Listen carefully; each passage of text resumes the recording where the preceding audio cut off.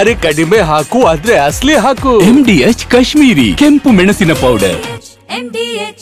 ಇನ್ನು Hemavathi link canal ಕಾಮಗಾರಿ ಬಗ್ಗೆ ಶಾಸಕರಿಗೆ ಗೊತ್ತು, ಕೃಷ್ಣಪ್ಪ ಸುರೇಶ್ ಗೌಡ ಅವರಿಗೆ ಅರಿವಿದೆ ಅಂತ DK ಶಿವಕುಮಾರ್ ಹೇಳಿದ್ರು. ಬನ್ನಿ ಶಿವಕುಮಾರ್ ಏನ್ ಹೇಳಿದ್ರು ಈ ಬಗ್ಗೆ ನೋಡೋಣ. ಅವ್ರಿಗೂ ಮಾನಸಿಕವಾಗಿ ಎಲ್ಲಾ ಶಾಸಕರು ಗೊತ್ತಿದೆ. ಕೃಷ್ಣಪ್ಪನವರು ಮಾತಾಡಿದ್ದಾರೆ, ಸುರೇಶ್ ಗೌಡರು ಮಾತಾಡಿದ್ದಾರೆ, ಅವರು ಹೇಳಿದ್ದಾರೆ ನಮ್ಗೆ ಅರಿವಿದೆ ಅಂತ ಹೇಳಿದ್ದಾರೆ. ಪಾಪ ಏನೋ ಅವ್ರು ಹೋರಾಟ ಮಾಡ್ತಾರೆ, ಹೋರಾಟ ಮಾಡೋದು ನಾನು ತಪ್ಪು ಅಂತ ಹೇಳಲ್ಲ. ಎಲ್ಲ ನಮ್ಮ ಜನನೇ, ಅಲ್ಲಿರೋ ರೈತರು ನಮ್ಮವರೇ, ನಾವು ಎಲ್ಲ ಹಿತವನ್ನ ಕಾಪಾಡ್ತೀವಿ. ಆಯ್ತು, ಏನ್ ಮಾಡ್ತೀರಿ, ದೊಡ್ಡವರು ಸೆಂಟ್ರಲ್ ಮಿನಿಸ್ಟರ್ ಅವರ ಮಾರ್ಗದರ್ಶನ ಕೇಳೋಣ. ಅವರು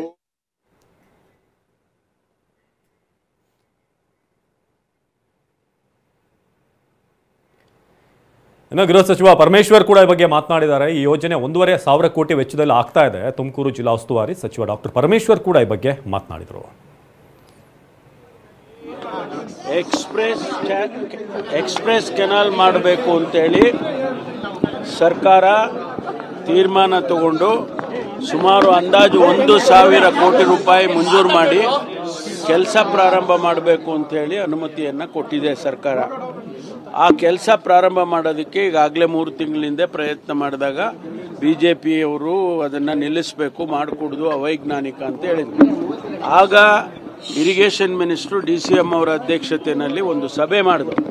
ಆ ಸಭೆಯಲ್ಲಿ ಎಲ್ಲ ಚರ್ಚೆ ಅವರು ಇದ್ದರು. ನಮ್ಮ ಬೆಂಗಳೂರು ತುಮಕೂರು ಗ್ರಾಮಾಂತರದ ಶಾಸಕರು ಸುರೇಶ್ ಗೌಡ ಇದ್ದರು, ಕೃಷ್ಣಪ್ಪ ಇದ್ದರು, ಅವರೆಲ್ಲರೂ ಇದ್ದರು. ಎಲ್ಲರ ಚರ್ಚೆ ಆದ ನಂತರ ನಾವು ತೀರ್ಮಾನ ಮಾಡಿದ್ದು, ಚರ್ಚೆಯಲ್ಲಿ ಒಂದು ಟೆಕ್ನಿಕಲ್ ಕಮಿಟಿಯನ್ನು ಮಾಡಬೇಕು, ಟೆಕ್ನಿಕಲ್ ಫೀಸಿಬಿಲಿಟಿ ತಗೊಂಡ ನಂತರ ನಾವು ತೀರ್ಮಾನ ಮಾಡ್ತೀವಿ ಅಂತೇಳಿ DCM ಅವರು ಅವರಿಗೆಲ್ಲರಿಗೂ ಹೇಳಿದರು. ಅದಾದ ಮೇಲೆ ಟೆಕ್ನಿಕಲ್ ಕಮಿಟಿ ಆಯಿತು, ಟೆಕ್ನಿಕಲ್ ಕಮಿಟಿ ರಿಪೋರ್ಟ್ ಬಂತು. ರಿಪೋರ್ಟ್ನಲ್ಲೂ ಕೂಡ ಇದನ್ನು ಮಾಡಬಹುದು ಅಂತೇಳಿ ಅವರು ಕೊಟ್ಟಿದ್ದಾರೆ. ಆ ಆಧಾರದ ಮೇಲೆ ಕೆಲಸ ಪ್ರಾರಂಭ ಮಾಡೋದಕ್ಕೆ ಶುರು ಮಾಡಿದ್ವಿ. ಈಗ ಅವರು ತಡೆಯೋದಕ್ಕೆ ಬಂದಿದ್ದಾರೆ. ಅದಕ್ಕಾಗಿ ಒಂದಿಷ್ಟು ಗಲಾಟೆಗಳು ಮತ್ತೊಂದು ಎಲ್ಲ ಆಗಿದೆ. ಅದನ್ನು ಕರೆದು ನಾವು ಅವರಿಗೆ ಮಾತಾಡಿ ಸರಿಪಡಿಸ್ತೀವಿ, ಅದನ್ನು ಮುಂದುವರಿಸ್ತೀವಿ. ಅಲ್ಲ, ಇದು ರಾಜಕೀಯನೇ ತಾನೇ, ಮತ್ತಿನ್ಯಾನಕ್ಕೆ ಮಾಡ್ತಾರೆ? ನಾವಲ್ಲಿ ಬೇರೆ ಯಾರಿಗೂ ತೊಂದರೆ ಆಗದಾಗೆ ಅದಕ್ಕೆ ರೆಗ್ಯುಲೇಟರ್ನ ಹಾಕಿ ಅದನ್ನು ನಾವು ಅವರಿಗೆ ಅಶ್ಯೂರೆನ್ಸ್ ಕೊಟ್ಟಿದ್ದೇವೆ. ಮಾನ್ಯ DCM ಅವರು ಅಶ್ಯೂರೆನ್ಸ್ ಕೊಟ್ಟಿದ್ದಾರೆ, ಇಲ್ಲಪ್ಪ ನಿಮ್ಗೆ ಯಾವುದು ತೊಂದರೆ ಆಗದಂಗೆ ಸ್ಕಾಡಾ ಹಾಕಿ ನಾವು ರೆಗ್ಯುಲೇಟ್ ಮಾಡ್ತೀವಿ ಅಂತಲೂ ಕೂಡ ಹೇಳಿದ್ದಾರೆ. ಅಷ್ಟಾದರೂ ಅವರು ಆ ರೀತಿ ಮಾಡ್ತಾರೆ ಅಂತ ಹೇಳಿದ್ರೆ ಅವ್ರ ಉದ್ದೇಶ ಏನಿದೆ ಅಂತ ನೀವೇ ಅರ್ಥ ಮಾಡ್ಕೊಳ್ಳಿ. ಅಲ್ಲರಿ, ನಮಗೀಗಾಗಲೇ ಹೇಮಾವತಿ ನೀರ್ದು ಈಗ ಅದರದ್ದೇ ಇವಾಗ ಗಲಾಟೆ ಅವ್ರದ್ದು. ಎತ್ತಿನೊಳೆ ಯೋಜನೆ ಕೂಡ ಈಗಾಗಲೇ ನಡೀತಾ ಇದೆ, ಬಹಳ ವೇಗವಾಗಿ ನಡೀತಾ ಇದೆ. ಬಹುಶಃ ಇನ್ನೊಂದು ವರ್ಷ, 1.5 ವರ್ಷದಲ್ಲಿ ಸಂಪೂರ್ಣ ಆಗ್ಬೋದು. ಭದ್ರಾ, ಅಪ್ಪರ್ ಭದ್ರಾ ಅದು ಕೂಡ ಒಂದು ಭಾಗಕ್ಕೆ ನೀರು ಕೂಡ ಬರುತ್ತೆ. ಇವೆಲ್ಲ ನಮಗೆ ತುಮಕೂರಿಗೆ ಒಂದು ರೀತಿಯಲ್ಲಿ ವರದಾನ ಆಗ್ತಕ್ಕಂಥದ್ದು. ನಮ್ಮದು ಒಣ ಪ್ರದೇಶ, ಹೆಚ್ಚಿನದು ಒಣ ಪ್ರದೇಶ, 1-2 ತಾಲೂಕು ಬಿಟ್ಟರೆ ಎಲ್ಲ ಒಣ ಪ್ರದೇಶ. ನಮಗೆ ನೀರು ಬಂದರೆ ಅನುಕೂಲ ಆಗುತ್ತೆ ಅನ್ನುವಂಥದ್ದು. ಹಾಗಾಗಿ ಆ ಕೆಲಸ ಮಾಡೋದಕ್ಕೆ ನಾವು ಸರ್ ಮಾಡ್ತೀವಿ.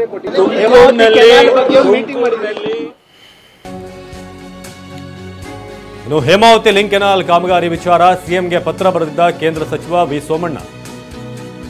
ಸರ್ಕಾರ ತಕ್ಷಣ ಕಾಮಗಾರಿಯನ್ನ ನಿಲ್ಲಿಸಬೇಕು ಅಂತ ಸೋಮಣ್ಣ ಪತ್ರ ಬರೆದಿದ್ರು. ಕಾಮಗಾರಿಯಿಂದ ತುಮಕೂರು ರೈತರಿಗೆ ಅನ್ಯಾಯ ಆಗ್ತಾ ಇದೆ, ಅನ್ಯಾಯ ಆಗುತ್ತೆ ನೀವೇನಾದ್ರೂ ಕಂಪ್ಲೀಟ್ ಮಾಡಿದ್ರೆ.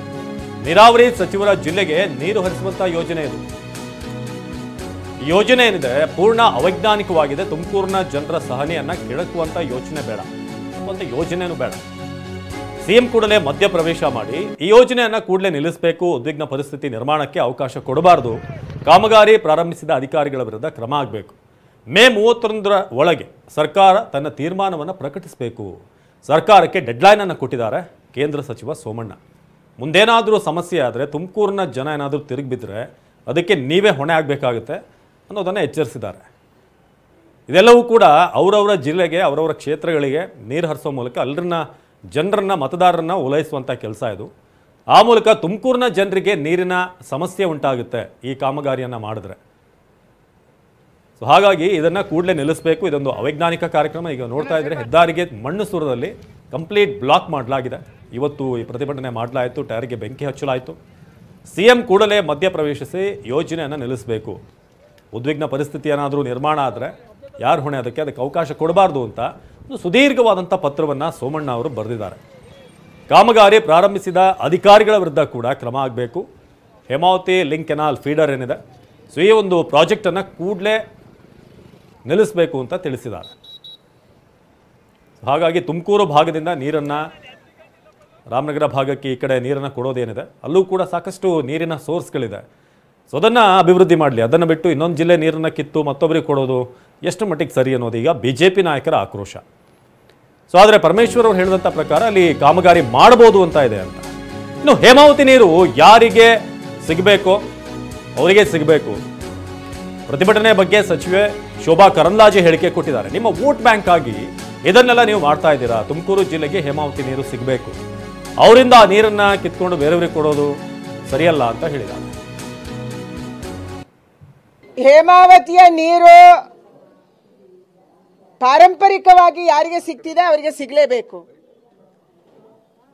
ತುಮಕೂರು ಜಿಲ್ಲೆಯಲ್ಲಿ ಕೂಡ ಬರಗಾಲ ಇದೆ. ಇವತ್ತು ನೀವು ಹಲವಾರು ಜಿಲ್ಲೆಗಳಲ್ಲಿ ಅಲ್ಲಿ ಫ್ಲೋರೈಡ್ ಇತ್ತು, ತುಮಕೂರು ಜಿಲ್ಲೆಯಲ್ಲಿ ಆರ್ಸೆನಿಕ್ ನೀರು ಇರುವಂತದ್ದು ಕೂಡ ಇತ್ತು. ಯಾವಾಗ ನಾನು ಗ್ರಾಮೀಣಾಭಿವೃದ್ಧಿ ಸಚಿವಿದ್ದೆ ಅವತ್ತಿಂದ.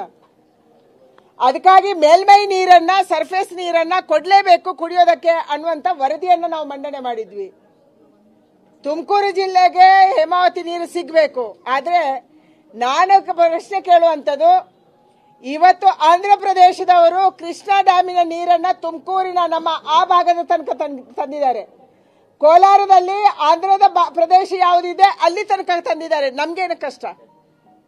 ನಾವ್ಯಾಕೆ ತರ್ತಾ ಇಲ್ಲ?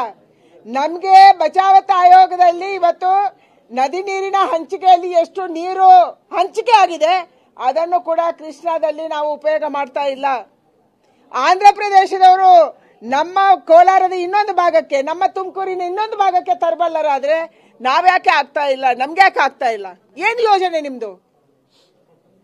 ನೀವು ಹೇಮಾವತಿ ನೀರಿಗೆ ಕಿತ್ತಾಡುವಂತೆ ಮಾಡ್ತಾ ಇದ್ದೀರಿ. ನಿಮ್ಮ ಜಿಲ್ಲೆಗಳಿಗೆ, ನಿಮ್ಮ ಭಾಗಕ್ಕೆ, ನಿಮ್ಮ ವೋಟ್ ಬ್ಯಾಂಕಿಗೆ, ನಿಮ್ಮ ಕ್ಷೇತ್ರಗಳಿಗೆ ನೀರು ಬರಬೇಕು. ಅದಕ್ಕಾಗಿ ಅಲ್ಲಿಯವರು ಸಫರ್ ಆಗಬೇಕು. ಇದು ಇವತ್ತು ಕಾಂಗ್ರೆಸ್ಸಿನ ನಾಯಕರ ಮಾನಸಿಕತೆ. ಇದು ಬದಲಾವಣೆ ಆಗಬೇಕಾಗಿದೆ. ನಮ್ಮ ನದಿ ನೀರ ಹಂಚಿಕೆಯಲ್ಲಿ ಎಷ್ಟು ನೀರಿದೆ ಆ ನೀರನ್ನ ಸದುಪಯೋಗ ಮಾಡಕ್ಕೆ ನೀವು ಕಾರ್ಯಕ್ರಮ ರೂಪಿಸಿ ಅನ್ನುವಂತ ಆಗ್ರಹವನ್ನು ಮಾಡ್ತಾ ಇದ್ದೀನಿ. MDH ನ ಕಿಚನ್ ಕಿಂಗ್ ಕಿಚನ್ ಅಲ್ಲಿದ್ರೆ ನಾವು ಎಲ್ಲವನ್ನು ಮಾಡಬಹುದು. ಬೆಂಗನ್ ಕ ಬರ್ತಾ, ಆಲೂ ಗೋಬಿ, ಬಿಂಡಿ ಮಸಾಲಾ, ಇನ್ನೂ ಬಹಳಷ್ಟು. MDH